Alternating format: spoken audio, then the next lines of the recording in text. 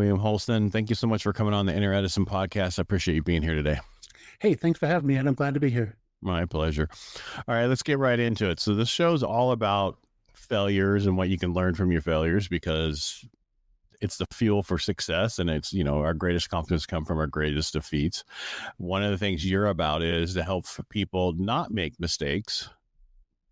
Not make the ones they could avoid. Exactly. Yeah. The little ones that they should avoid. They're going to be, if you're not pushing the envelope, and not making mistakes, you're not trying hard enough. That's the other way to look at it. All right. So let's get into so you've been, let's see. So your name, you go for a business mistake prevention specialist. Yeah. Let me put that in context for you, if you let me. Sure. It's my show, but you're on it today, so it's all. Thank you very much. I worked in corporate life for almost 40 years, and I was a brand manager, and I was in innovation. And in my last 10 years there, I ran a whole bunch of workshops on problem solving and ideation. I'll come back to that. During those last 10 years, my family and I set up our own side gig where we invented, manufactured and marketed carnival and party games. These are the ones that rental companies would rent to their customers, where they'd be using it in their backyard during a summer party. We got into that when we were asked by one of my family members to contribute to a Make-A-Wish carnival. And for that day, we rented a dunk tank because it was August and it was hot. And we thought that would be it. 2 weeks before the event, the rental company called me and said, sorry, there's a drought in the Northeast. There's drought all over the place now. We can't rent you that because it requires 500 gallons to fill. Do you want something else? I said, no, we'll figure it out. Right. So my wife and I sat down, kitchen table, back of a napkin, scribbled out, how do we deliver that dunk tank experience without 500 gallons of water? And what we came up with, we ultimately called a game called Pitchburst. And that is one where somebody sits down in a chair, and hung over their head is a filled water balloon. And somebody throws a ball, hits the target, and when they hit the target, a pin is put into the water balloon and the water falls on them. We built it from Home Depot, plywood and sports stores, a basketball rim to hold the balloon. And we had a fantastic day. We earned hundreds and hundreds of dollars for Make-A-Wish and went home very happy and tired. The next day, the phone rang. How do I get that game? I'd love it for my party. We'd like to do some more. Then my corporate world kicked in. Oh, this has never been done. So we explored, then hired a lawyer and found out it had never been done, and got a patent on the design. We chose to get a small business loan and go into this business ourselves on the side. Got the loan and paid a vendor, a wooden manufacturer, to create 100 of these for us. And we spent the rest of our loan money, $94,000 from the SBA. Thank you very much. The rest of the money we spent in advertising in rental industry magazines, because we're breaking into that category. We did great. We sold, in the first few months, we sold 60 of those 100 units we had made. And then it was still during cold months. Once the warm weather started, they began renting them out to their customers because they'd advertise them during the winter. And the next day after the first rental, we got a phone call that some of the screws had come loose, or a part had come off, or the decal we had stuck on it was peeling off and it looked terrible. After the first couple, we said, we'll send you spare parts. Oh, we don't know how that happened. After the 10th and the 20th call, we had a moment. I called, we're in trouble now, because it's really not fit for purpose, made out of wood for commercial rental. Skip ahead a year and a half, we went out of that business. We re-entered with another bigger loan and rebuilt it out of steel. That was in the early 2000s. It's still being sold today by somebody else because we sold it. But we had some early learnings, early Edison moments, early moments, where we might have been smarter if we were using the tools I now am talking about. Right. But and also you've never done that before. So you didn't know the rental how abusive the stuff would be and how it was taken care of. Right? Well, by and large, yes. We had visited rental stores when we were talking about the concept. I do my market research as best I could. Well, I didn't do that. I'm just saying, No. work in that industry. Yeah. So if you work in that industry, make things bulletproof, because they just get beat up on a day-to-day use. And because I was thinking, plastics, you know what I mean? So it was lighter or whatever. I don't know how you built it. But then again, you're going to have to deal with those things getting in the sun and cracking and all the other stuff. So there's so many things. Yeah. So tie in both pieces together, how I got into the being the mistake prevention specialist. I put together, when I retired in 2022, I said, the Pitchburst story is one of 3 or 4 that I had in the games business. We stayed in it for 10 or 12 years. And I wanted to help small businesses avoid those things, because I became, after I retired, a mentor with the SCORE organization, working with small businesses every week. And this all sparked, why don't I write something about this?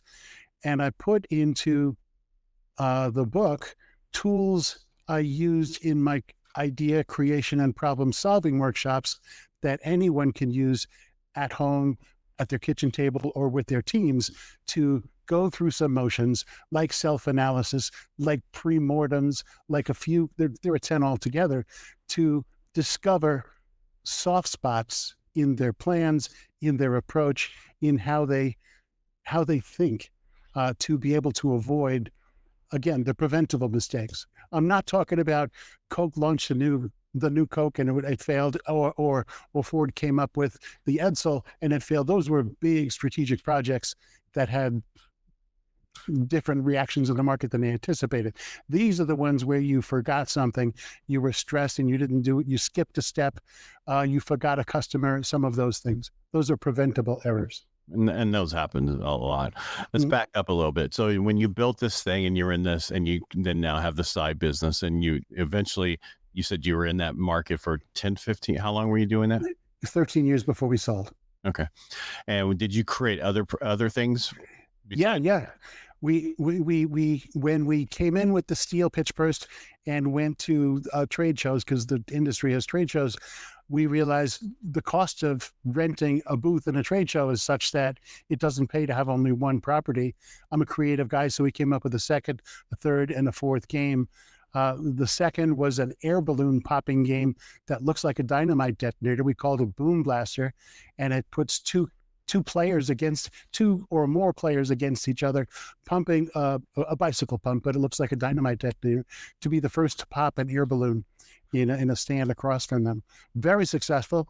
Our moment in that case was we used the cheapest bike pump we could find, and we found out that they clogged, because we didn't realize when you use a bike pump as it's designed, you'll be pumping for 3 or 4 minutes and your tire's full, go away.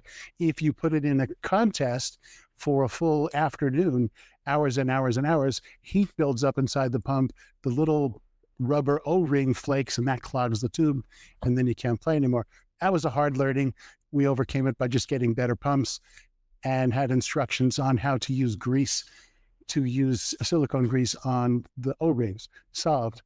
The third game was called Downpour Derby, and this was a water racing game which put 2 players facing each other, each one with a water pump on the ground, pumping as fast as they could to get water in a bucket over the other guy's head.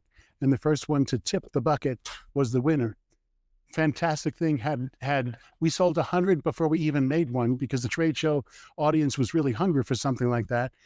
And we learned the hard way that water pumps also are, we used a durable one used for pumping oil from barrels, but it wasn't made for really aggressive competition. Ultimately, we got to a stainless steel rotator pump that did the job well. No, I just kind of wanted to go through what you did there, because you have to have gone through some of the stuff in order for you to understand what you've been through. So when you're telling them, hey, I know what you're going through, I've been through it, I've done that. I'm in the mortgage industry. I tell them, all my clients, if it's happened to you, it's happened to me. So don't worry about it. Absolutely. And multiple times. Because when you're a business owner, you don't control some things in your business, the outside of your business. You only can control yourself and what's going on to a certain point. All right. So why did you sell instead of just keep going? Honestly, when we were having the very first game and we borrowed $100,000 and we had so many make goods and many refunds, we never caught up from that extra debt. And then when we did it a second and then a third time, the debt mounted and we remained committed to the business. It's a strategic move. I might have rethink looking back on it, but we remained committed because we had a loyal customer base who loved the creativity, what we were delivering to them. Some of them forgave that we weren't the best engineers, but they knew we'd ultimately get there. But in 2009, I was at trade shows and my knees were hurting an awful lot. So when I got done with the trade show, I had to sit down. I went to orthopedists to find out what about my knees, and I was told that they should replace my knees. I went for the pre-op clearance for that knee surgery, and they found something wrong with my heart. I wound up getting quadruple bypass surgery in 2009. This is 8 years into this business, and during that, meanwhile, I was flying all over the world with my job, my full-time job. I had this come to Jesus moment. I can't do both of these. Right. And the side business is not going to be enough for me and my kids in college and everything else. I need to sell. So it took us a few years to find the right partner and then a couple of years to do the transition. Did you ever end up getting your knees done? I did. In 8 years later. 8 years later, instead of one at a time. They're trying to get them done, and I don't want to get them done. It changed my life. Honestly, my dad was in his 70s when he was going through what I felt, and he didn't get them, and it made him in older age. He died when he was 87. In his early 80s, he could no longer get around, so it made him much more of a shut-in. I wanted to avoid that. Yeah, by then I will have them done. Yeah, okay. They only last so long. They do. They do. The problem with them, my background's medical before I got out of it. Mm-hmm. And then I'm like, when I looked at it going, okay, I worked in physical therapy 20 plus years ago, and these are the same things that they were using back then. Yeah. It just changed a little bit, but not enough. And so supposedly there's some additional stuff coming out in 27 for cartilage replacement and other knee stuff. So I'm like, I'm going to hold off to see. I'm good. I'm not anywhere there, but they're just like, you're on your left when you're bone on bone, and you should get that. You know, my veteran administration VA guy is going, replace it. My Kaiser, because I have both insurance, Kaiser guys like, give it a few more years because they're more mechanical. You don't, for what you want to do, you can't really run on them. You can't do this. You can't do that. So no, I can't run. It's hard to kneel down, by the way, but but I can walk without the pain. And that was a big difference. That's a huge thing. Yeah. I'm just at the point still where I want to do certain things and they're like, don't do it, Ed, because you'll be unhappy. And then the second one doesn't adhere as well. Yeah. But thank you for asking. It was the pivot point in this side gig business. We knew we couldn't sustain both. Right. And plus, well, for most people, they start a business and then they quit their full-time job. Yeah. This is complete opposite. You started a business, did all this stuff, and then finally sold it and then get out of it. Now, at what point did you retire? Is that when you started this other thing? No. I worked for Bayer for 38 years. Right. And I retired in 2022. This game business was from 2000. No, I'm sorry, back up a second. I meant the business mistake model that you're working in right now, what you're doing now. Oh, yeah. After you retired, you started that. Yeah, I started the research and the in-depth look at this and why people make mistakes in 2022, 2023. Wrote the book in 24. And you didn't look at what the mistakes you had made and said, okay, people make these mistakes. So if I made them, other people made them. I'm just asking. Yeah. It changed my life, the mistakes. By the way, behind me are the pattern drawings for my games. I never want to forget those mistakes so that I can be smarter going forward. I keep saying the easy way not to make preventable mistakes are 5 words. Think smartly and be more aware, but it's much more involved with that because you have to go through learning about yourself, learning about your customers, learning about your company and your plans, and then drawing lessons from mistakes people make out there in the real world. So how do you goof-proof somebody's company? You sit down. Yeah. The 10 tools I've got are based around yourself, your business, your customers, and external world. The first one I always recommend is understand yourself better. The first tool is called Look in the Mirror, and it has you, it's a non-scientific, it's not Myers-Briggs. It's a couple of pages. You sit down by yourself in a quiet room when nobody's watching, and you think through, be honest with yourself, what mistakes, what really blunders that I could have avoided did I make in the last year? You put 2 or 3 or 4 of them down on a page, and then you compare that with the list of all the typical reasons why dumb mistakes get made. Stress, fatigue, distraction, trying to do too much, or depending on faulty, unchecked assumptions. Those are the main ones. From the literature around human behavior. So you compare your dumb mistakes to those, and you put a check mark next to the factor which led to a specific mistake, and you look for patterns. In my own case, I knew when I tried to do things at 3 o'clock in the morning, I was really stressed and exhausted. I should defer any important decisions when I'm in that condition. I can see that. Because I'm burning like multiple candles right now because I'm doing stuff to get rid of certain things, but people understand is when you're doing certain things to get rid of certain things, there's a lot more work to pass that off to somebody else to get it right, because the mistakes that you make, like, okay, this is what I do, and do this, and this, and this, and you pass it off, and then they only do the first few things, and then you're like, okay, well, did you not see that I did this, Another tool set is to look at your customers. And I was one, a lot of entrepreneurs and small businesses jump into businesses without really understanding the customer experience. They think they've got a great idea and they run with it, and I did. But it is possible to go and meet with customers or prospects, interview them about how they use services or products that you want to get into or do sell, and then take the time to map out their experience from the time they hear about you, to think about you, to buy it, to use it, to repeat and do something else. And you'll discover in that analysis, that mapping of that, steps you didn't know about that you can build into either how you build your product, how you talk about your product, or how you talk to your customers. So we talk about yourself and your customer. A third one is to look at your business and your forward plans. And my favorite is a premortem. Yeah, this is William. Before we get there, let's back up a little bit. Because one of the things I want to say is most people don't even know who their client is. They've never niched down or really did what's my mission? What am I trying to do? So it's very important to do that. Why are they doing what they're doing? People, because you talked about the customer journey. People don't even know their customer's journey, or they don't even write the stuff for their customer's journey. Their website's not set up for their customer's journey. It's set up for them. It's all about them, not about their customer. I fully agree. If I jump ahead to working on your company, another discovery when I've worked mentoring companies myself now is a lot of people don't have a business plan, because a decent business plan, even if it's one page, says, who is my customer? What motivates them? What is my product or service? And why is it relevant to them? And why are my services different than my competitors? And then what's the business model? How I make money?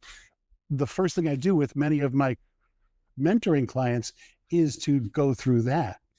To help them discover. You need to. People don't even know. I mean, I have people come on here telling me certain things, and then by the end of the show, they're like, "You're right. That's not my customer. This is my customer." And it's one of those dough things. Well, it's just easier for somebody else to tell you things than it is for you to tell yourself things. And a prime example, my mentor who passed away a month or so ago, he was telling me, when I changed everything I was doing, I'm in the mortgage industry. I do radio, I do multiple podcasts, I do all this stuff. And I said, I don't even know what I do anymore. He goes, you can't see it? I said, no, I can't see it. He goes, you tell people stories across multiple mediums. That is exactly what you do, whether from the mortgage industry all the way through. That is what you do. And it takes somebody else to tell you these things sometimes. So it's good to have a mentor or coach, somebody helping you with your business so that they can see things that you don't see. Absolutely. I'm happy to be a mentor. It's such a great service. I love giving back that way. In the book, one of the tools is ask experts, business mentors, and even naive observers. Don't stay inside your own head. No, you need the help, because I'm prior military. The generals are not down in the actual, foxholes with their people. They're back in looking at the whole field, so they know where it's going. The same thing here. When you're in your business, that's why one of the guys I knew, he used to say, okay, take 2 days a week and work outside, not in your business, on your business. Yeah. And if you have to leave and come back, otherwise you're constantly just working in your business instead of growing it the way you need to grow it. Fully agree. I was on business tools. The other one, which is a favorite of mine, is the premortem. Everybody knows postmortem, that the pathologist finds out why somebody died. The premortem is a free imaginary exercise you and your team can do to think of either it's a project you're launching, or the way you run your company, or your business plan for the next 5 years. You imagine it's 4 years from now, and it was an utter failure. And the first thing you do together is then, with no risk, is what did we do wrong today to make it suck so bad in the future? And you get things like, we forgot to do something, we were outcompeted, we didn't do the regulatory thing, we got sued, all those things. You list those things, and then you prioritize them and make your plans today. How do you get around them? So you build them into your plan. It's creative, it's fun, but it's also very meaningful, because you can avoid some of the big dumb things you might otherwise be doing. Have you created a course yet? No, that's next on my list, to make a course. I wrote the book. Right. Well, usually you break the book, and then you break the book into a course is what you usually do. It's coming, but it's just not in place yet. The reason I'm saying that is, I know you keep wanting to get all the, I don't want to, I want people to buy your book. So, you're not going to get everything from here today on his book, so go buy it. No, I'm just saying we're going to try to get it out, but we only have a little bit of time left. I do want to have more of a conversation about different things.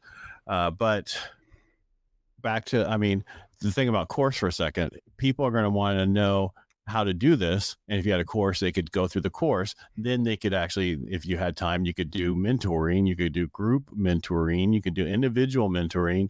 But how do people, I'm not done with you yet, but just I want to throw it in here in case somebody has to leave. How do people find you if they want to do any of that kind of stuff? It's my website is my name. It's William Holsten, HOLSTEN.com. Okay. Now, what did you want to get out there because I cut you off? Sorry. Thanks, Ed. There are 4 groups of these tools. The fourth of the 4 is the external world. How do you learn from other people's mistakes? It was Warren Buffett who said it's great to learn from mistakes. It's better to learn from others' mistakes. I coined the term Uhohology. Thinking these moments of stupidity are uh-ohs. How do you learn from others? And in the book, I describe not only my own uh-ohs, but about a dozen or more famous ones from the world out there. One famous example is the Miss Universe contest in 2015. Steve Harvey was the host. At the end, he had the 2 main contestants, the 2 finalists up there, and he announced the wrong one. Right. And everybody, and it happened the next year at the Oscars, they announced the wrong picture. Best picture. And the lesson from that you can draw for your business is, when you're out there and on the line under high pressure and a microscope, build in those times where you can pause and ask a question, rather than having to perform and make assumptions that are bad. The most dramatic example was a parachutist in Pennsylvania who was asked by a tandem couple, a teacher and another student, to film them as they jumped out of the plane. The guy's name, Ivan McGuire. He bought himself a camera. They were up at 10,000 feet. They gave each other thumbs up. He jumped out, pointed the camera up at those guys. They jumped out, pulled their ripcords, beautiful parachute opening, great shot. Ivan went to reach for his ripcord, and it wasn't there because he had spent too much time focusing on the camera. It was new. They didn't have GoPros and things then. So he died. The lesson for businesses is it's a dramatic and tragic story. Major mess up. It's a major mess up, but you might think, as a small business, in our world, what one thing, if we ever forgot could be tragic for our business. I think of a inner city retailer who leaves at 6 o'clock at night and leaves his door open and things get stolen. Or the guy who's in charge of renewing the insurance policies in the back office, and he neglected to do something. He forgot or got lost, and then there's a fire and they're not covered. Any business can think, if you think deeply enough, what would really screw us up if the one time we forgot it? How about so I'm in, where I'm at, Modesto in the Central Valley. It gets warmer in the afternoon now. And this morning I forgot to turn my fan on my camera because people don't know on DSLRs, they get hot. And after, if I don't have the fan on, you're lucky to get an hour and a half on it. And I was into luckily it was like the last 4 seconds of the show we were doing, and my camera died from overheating. So no matter what you do, you're going to have mistakes that happen, even though you plan for it not to happen. Because it's a system for me when I come in here and in the studio, turn on this, turn on that, turn on the fan, turn on the camera, and it's usually, I could not believe I forgot it. I was like, oh no. And that's only happened one other time. Wow. And you hate yourself when that happens because you could have avoided it. Yeah. Just by pushing a button. Yeah.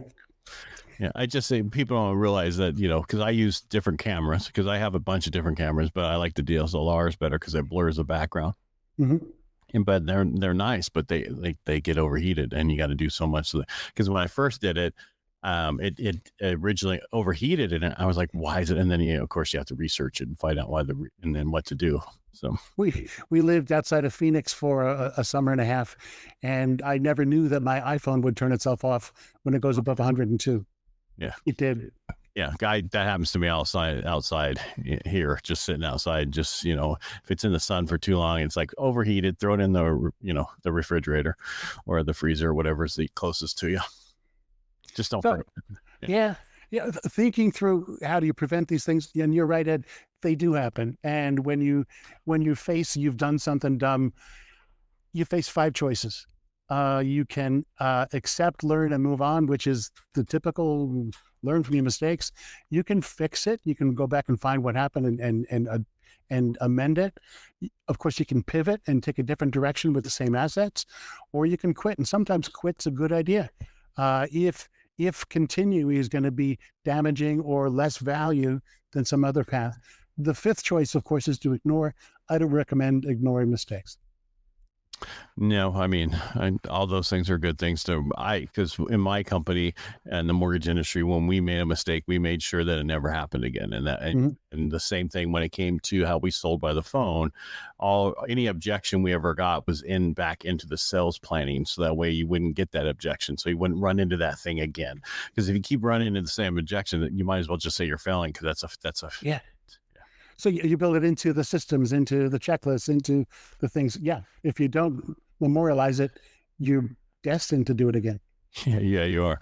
I mean, I've been lucky. I have one of those memories that I can remember, but as we get older and older, it's sharp, but you can like, oh, wow, I totally can't believe I forgot that. Yeah. Believe me, it happens. Yeah. Or what's that word? And then, you're taking a shower. Oh, that's what that was. Yeah, I know. William, before we go, is there anything else that I should have asked you that I didn't ask you? No, it's just the phrase I like to remember is making mistakes is expensive. Avoiding them is priceless. If you can figure out and use tools like this to avoid them, you'll never avoid all of them. But if you can reduce them by a substantial amount, better chance of success for your business. Whose quote was that? Mine. Okay, well, you should put on a t-shirt. I'll send you one. I'm serious. Printful. Go to Printful. You can set up a on-demand print service. Very inexpensive.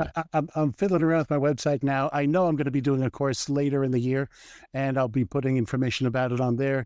You can find information about, of course, the book. I'll be speaking anywhere anybody wants, and there'll be live workshops to work these through on a custom basis with anybody who needs. WilliamHolsten.com. Yeah. Regular William, HOLSTEN.com. Yes. And I'll be in the show notes down below. So just look there. That's fantastic. Thank you, William. Thank you for being on the show today. Really appreciate it. Thanks, Ed. It's great to meet you. Good luck with the knees. I appreciate that. Thank you.